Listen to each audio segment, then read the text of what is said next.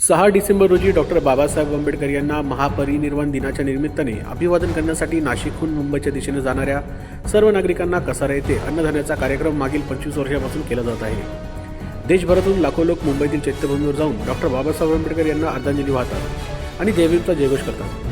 त्यांच्या कार्याचा आणि विचारांचा गौरव करतात। रिपब्लिकन पार्टी ऑफ इंडिया तसेच टॅक्सी चालक मालक संघटना यांच्याकडून दादर चैत्यभूमीकडे जाणाऱ्या सर्व नागरिकांना अन्नधान्याचा कार्यक्रम दरवर्षीप्रमाणे यावर्षी करण्यात आला। यावेळी कसारा पोलीस ठाण्याचे पोलीस निरीक्षक सुरेश गावित, उपसरपंच Sharad Wekhande, Republican party of इंडियाचे कार्यकर्ते उपस्थित होते। लोकशाही क्षेत्रासाठी भाऊराव दोंदे, कसारा। याचे प्रमुख सुनील पवार असतील, आमचे सहकारी रवींद्र उबाले, किरणजी सोनवणे आणि त्यांची संपूर्ण टीम यांना सर्वप्रथम मी या ठिकाणी त्यांचं अभिनंदन करतो।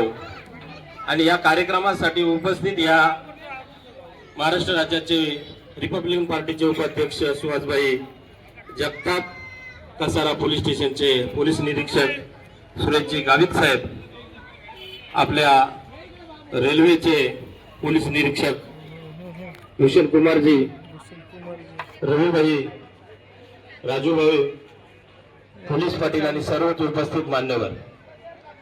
खरं तर ज्या महामानवाने आपल्याला जगायला शिकवलं आणि जगावं कसं, कशा प्रकारे माणसातला माणूस म्हणून जगावं हेही शिकवलं, माणूस म्हणून घडवलं, त्या महामानवाला आज खऱ्या अर्थाने अभिवादन करण्याचा दिन आहे।